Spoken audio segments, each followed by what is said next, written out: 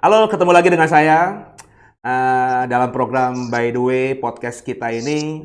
Seperti biasa saya mengundang teman-teman saya, rekan-rekan saya yang saya sendiri terinspirasi oleh mereka dan saya kepengen kita ngobrol supaya juga semua yang lihat program ini juga bisa terinspirasi, mendapatkan mutiara-mutiara dari ngobrol-ngobrol kita ini dan bisa kita terapkan nanti dalam kehidupan kita sehari-hari. Nah, sekarang ada teman saya, rekan saya, seorang perempuan yang ya, saya sih tahu cantik dulu ya. Setahu saya zaman SMA dulu ada beberapa lah cowok-cowok yang ngerebutin dia gitu. Nah, saya tahu diri jadi saya agak mundur dikit gitu. Namanya Ibu Helen Katerina ya. Dan saat ini punya posisi yang cukup bagus lah ya, keren banget lah di dalam dunia bisnis.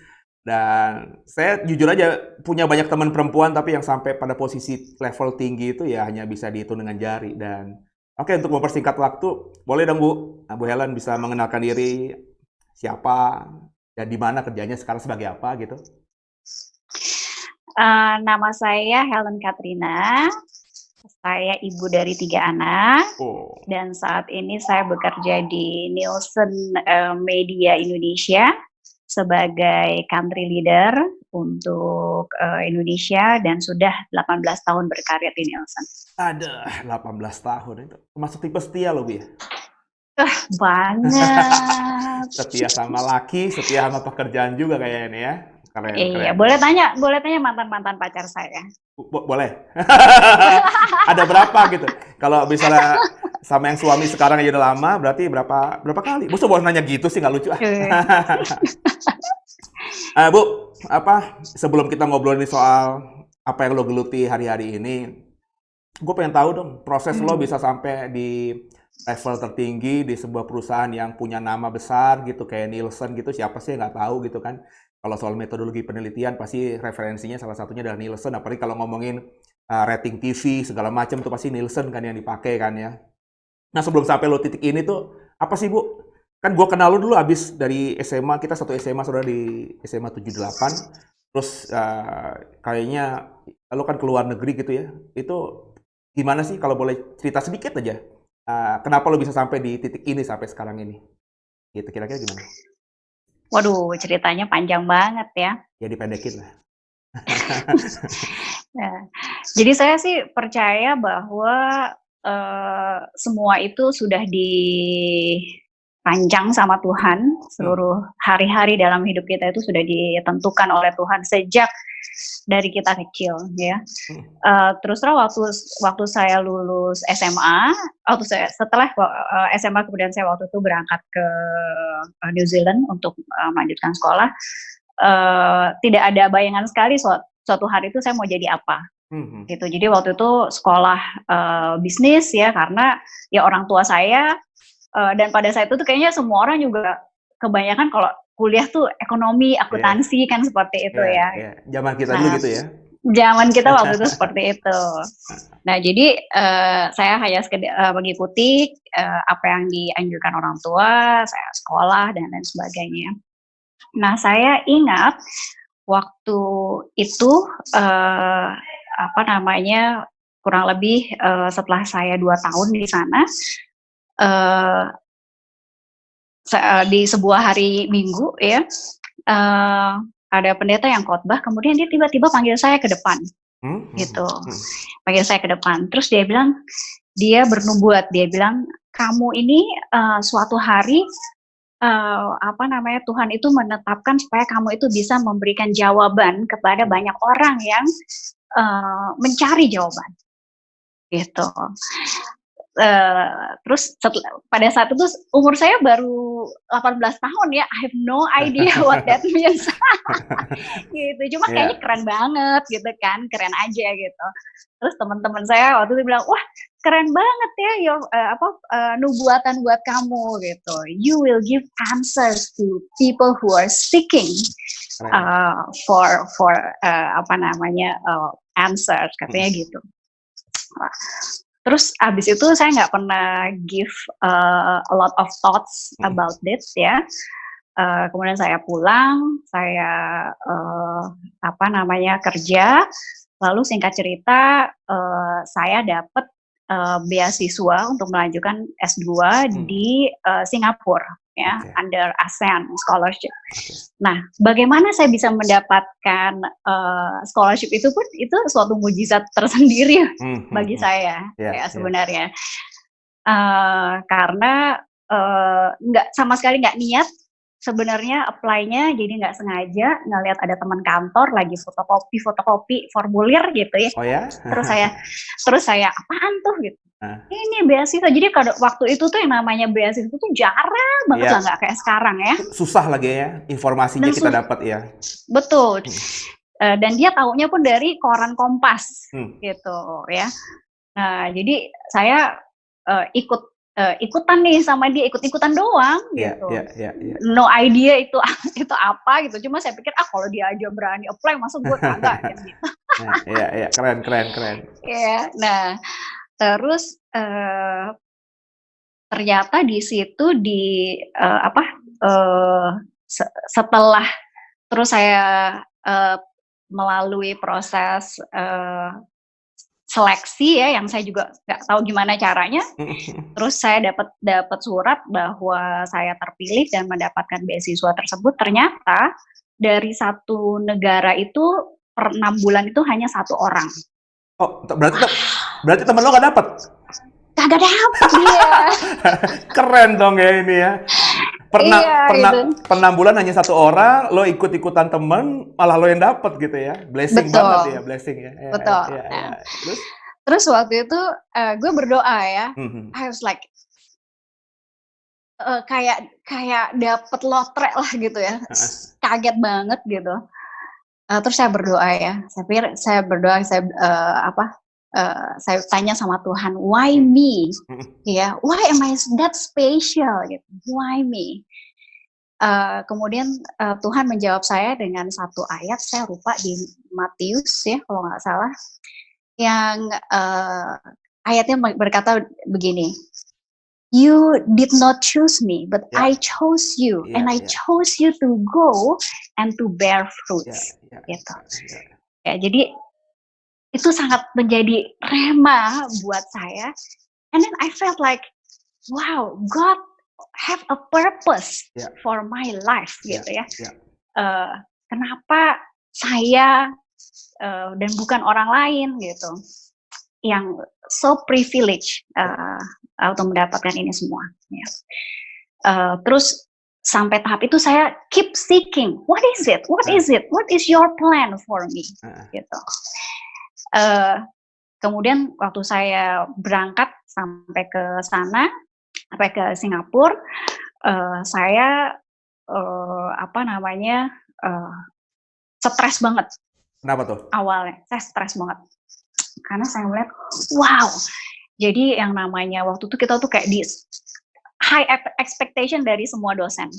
Jadi kita dinamakannya gerombolan ASEAN Scholars. Jadi ada satu dari Indonesia, satu dari Filipina, satu dari Vietnam, satu dari Malaysia gitu ya.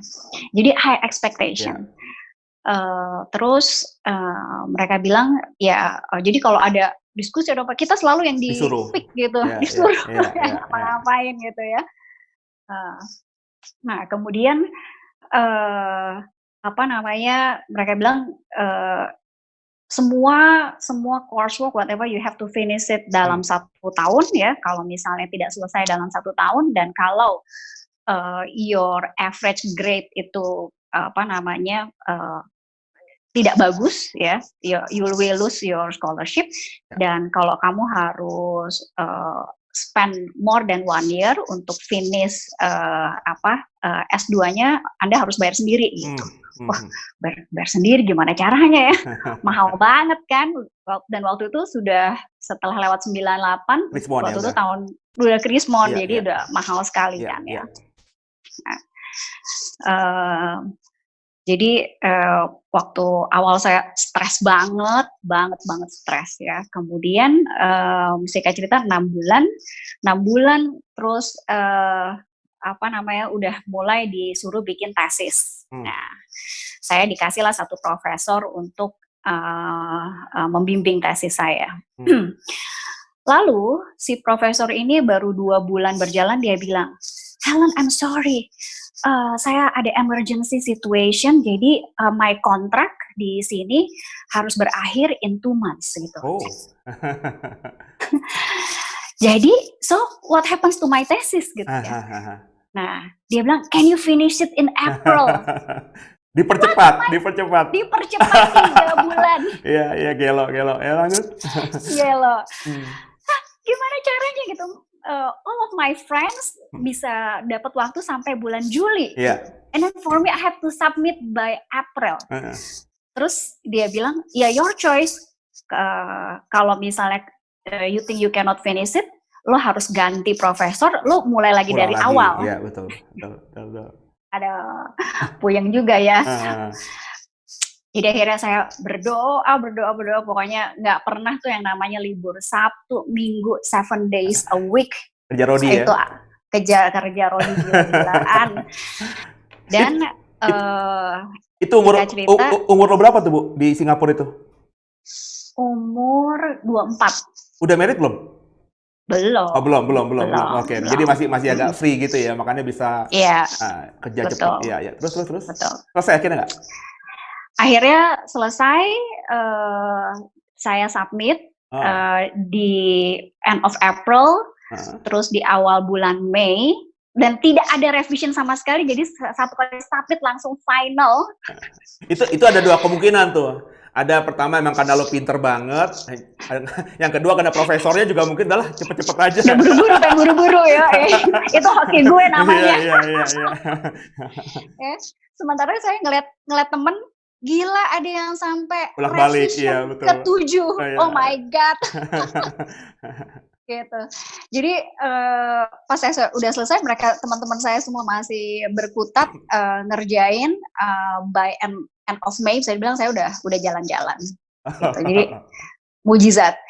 Selesai dari situ, lalu saya selalu seeking God ya. Jadi karena saya udah merasa there is a purpose for me. Gitu. Jadi lalu saya setahun setelah saya lulus itu saya sudah mulai masuk ke Nielsen ya, kemudian saya suka dengan bidangnya gitu ya, karena angka gitu, ketemu banyak orang, sesuai lah sama my personality gitu ya. Dan jadi saya selalu saya kadang-kadang suka diingatkan, oh jangan-jangan ini ya yang nubuatan dulu gitu, bahwa you will give answers, and that's what I'm doing. I give answers kepada klien yang pengen tahu apa sih, how can you help my business, itu semua answers gitu. Jadi karena begitu saya selalu merasa bahwa di dalam saya bekerja dan berkarir, I have to be a blessing. How can I be a blessing? Gitu. Keren. Dan saya juga mengajarkan kepada teman-teman saya, kepada tim saya yang sama-sama anak Tuhan, saya selalu bilang, kalau kamu berdoa tentang pekerjaan, jangan berdoa Tuhan, tolong supaya saya bisa dapetin sales ini. Jangan. Tapi berdoanya adalah sebelum kamu mulai meeting, kamu berdoanya, Tuhan help me to be a blessing for this client. Dan ujung-ujungnya nanti duitnya pasti ada, tapi be a blessing dulu. Iya, keren. Sama sih, hampir sama kayak gue itu yang tadi lo ayatnya Tuhan itu, bukan kamu yang memilih aku, tapi aku yang memilih kamu untuk jadi berkat bagi banyak. Itu Yohanes 15 ayat 16 kan? Itu Yohanes, maaf ya, bukan Matius ternyata ya Pak Pendeta. Ya sama lah. Itu juga calling gue jadi melayani Tuhan tuh karena ayat itu juga. Cuman kita dipanggil Tuhan untuk hal yang berbeda, tapi kita sama-sama melayani Tuhan. Yang gue mau tanya sama lo apakah seinget gue Helen yang gue kenal ya waktu di SMA dulu, gue cuma tahu lo emang pinter ya. Kita pernah sekelas ya, kalau nggak salah di kelas SMA kelas 1 itu kita sekelas. Lo termasuk menonjol secara akademis, gue yang agak kacau lah begitu. Terus lo jago main basket gitu ya. Tapi gue nggak ngelihat kan, kita di kelas itu kan yang Kristen kan hanya beberapa orang ya. Gue nggak ngelihat lo terlalu rohani gitu. Ada beberapa yang teman kita yang gue tahu, ini anaknya ngerohani banget nih, dikit-dikit doa. Tapi lo tuh kayaknya biasa. Nah, momen lo, apakah lo gue salah kacamata, salah ngelihat lo, atau memang memang lo dulu atau SMA biasa-biasa aja, Christianity biasa aja, terus ada ketemu Tuhan misalnya tanda kutip di New Zealand itu kah atau gimana tuh, Len? Sampai lo tadi lo selalu berdoa, ngandelin Tuhan, lo bisa mengencourage anak buah lo, tim lo untuk apa namanya memberkati dulu, baru nanti berkat menyusul. Itu kan sesuatu yang nggak bisa diucapkan oleh orang Hmm. Kristen biasa gitu maksud gua. Hmm. Gimana? Eh, sebenarnya I grew up itu in apa ya, orang tua gue itu cukup aktivis lah bisa dibilang. Oke. Iya, iya. Jadi nyokap gue tuh kan pendeta ya di Oh, GSJA, Gereja Sidang oh. Jemaat Allah, Yang di mana? yang di Roxy di Kampung Duri. Oh, Iya, tapi nyokap itu banyak mendirikan cabang-cabang di oke. Serpong, di Bogor, di Lampung, Ya, di ya, ya. ya banyak Ya, itu. ya. Nah, jadi memang kalau dari kecil saya suka quote on quote terpaksa gitu ya duduk dengerin persekutuan pendalaman Alkitab gitu ya. Oke. Things like that. Jadi sebenarnya mungkin basicnya sudah ada. Oke.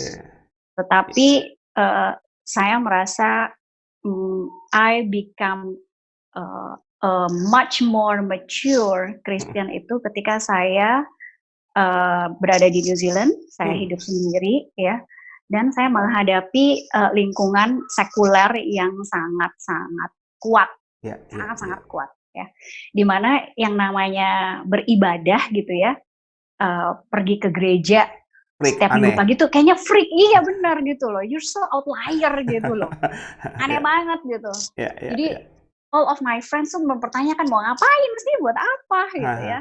Dan even mereka itu grow up dengan semacam sinisme ya terhadap orang yang beribadah, beragama itu dianggap kayaknya lu tuh aneh lah gitu ya, geek gitu. Jadi mereka challenge, nanya gitu about my faith. Kenapa lu harus percaya? Why? Gitu. Yang kalau di Indonesia kita nggak pernah mempertanyakan hal itu, tidak pernah mempertanyakan karena semua orang punya agama. Betul. Udah biasa yang namanya beribadah tuh biasa. Gitu. Nah, jadi di sana itu awal-awal saya bergelagapan. I don't know how to answer it. Apart from saying bahwa I grew up in a Christian family, gitu. But jawaban seperti itu is not enough. It's not enough, ya. Dan saya waktu itu merasa sangat terpukul dengan ayat yang bilang kamu harus ready to testify your faith anytime, gitu. Kapan aja orang tanya sama kamu, you have to be ready, gitu.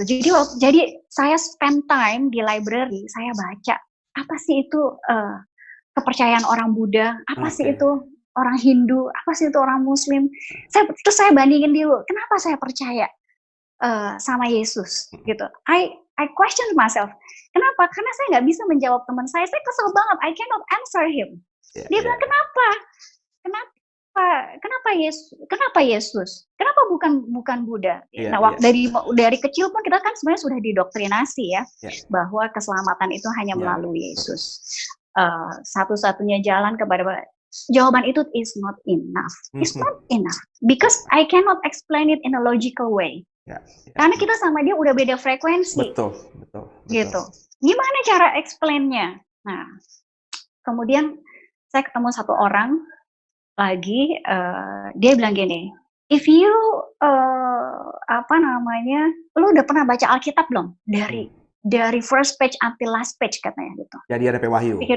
Iya gitu. Terus pikir-pikir, bener ya, belum pernah bacanya kan, walaupun seumur hidup ikut sekolah minggu, gitu. Tapi kan maksudnya sepotong-sepotong gitu. Loncat-loncat. Gak pernah, gitu, nggak ada satu program yang I read gitu kan. Nggak pernah. Terus dia bilang, aneh ya katanya, lo ngaku orang Kristen, lu bilang sama gue di KTP lu tuh national ID-nya tuh ada tulisan agama, ya kan kalau di negara lain semua kan ada tulisan agama. Betul. Ya, cuma di kita di KTP kita ada tulisannya Islam, Kristen gitu. Saya bilang, lu ada itu tulisannya situ Christian, how come lu sebagai orang Kristen you nggak pernah baca, never even read your own Bible from first page until last page. Wow, itu saya merasa kayak ditusuk-tusuk, digebuk-gebuk. Itu teman lo atau malaikat tuh yang ngomong tuh? Mungkin dia diinspirasi sama Roh Kudus. Iya, iya, iya, iya. Keren, keren. Terus? Gitu. Terus jadi akhirnya jadi I set myself a goal. Oke, gue harus baca ini dari depan sampai belakang ya. Jadi saya nggak, ternyata waktu saya baca, wow, gue pikir gue udah tahu ya, ternyata ada banyak sekali hal yang gue belum tahu. Walaupun gue sit in so many pendalaman Alkitab selama waktu gue kecil, terus sekolah minggu, terus di sekolah juga diajarin ya, tapi wow, there's so much more. Iya, iya, iya. Ya itulah yang gue juga alami sama kayak lo. Gue Kristen sejak kecil, bokap gue bukan pendeta tapi penatua di gereja Protestan gitu ya. Tapi ya gue ya sekolah minggu iya. Tapi tadi makanya ketika gue jadi pendeta juga gue selalu menekankan kepada jemaat atau siapapun yang denger gue, lo mesti baca Kejadian sampai Wahyu. Karena banyak orang Kristen tuh cuma tahu topik-topik tertentu udah merasa dirinya hebat gitu, udah tahu semuanya. Padahal seperti kesaksian lo tadi ketika kita membaca Kejadian sampai Wahyu, ada banyak rahasia-rahasia yang tadinya kita nggak ketemu, nggak tahu, tiba-tiba dibukakan matanya dan akhirnya bisa mengerti. Dan keren banget sih, keren banget. Gue juga mengalami Tuhan gara-gara setelah baca Kejadian sampai Wahyu saat itu berulang-ulang. Cuman kalau gue dulu momennya ketika lagi putus cinta kali ya, baru baca gitu. Tapi sebelumnya boro-boro lah gitu lah. Jadi masih kita... Jadi emang diizinkan ya sama Tuhan patah hati dulu ya. Kalau nggak patah hati nggak buka Alkitab itu.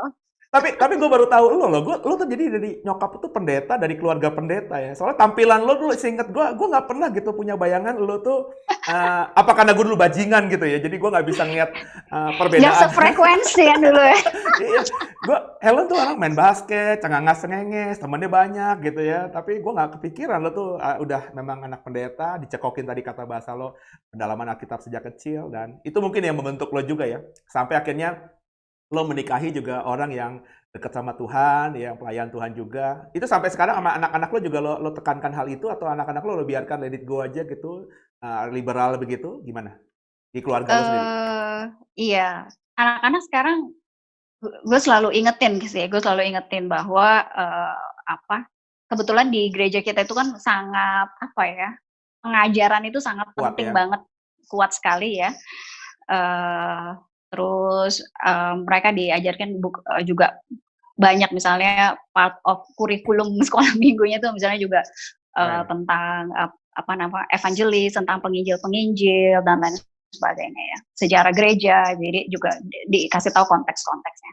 Nah, tapi saya challenge anak-anak saya supaya mereka mulai membaca. Tapi memang susah untuk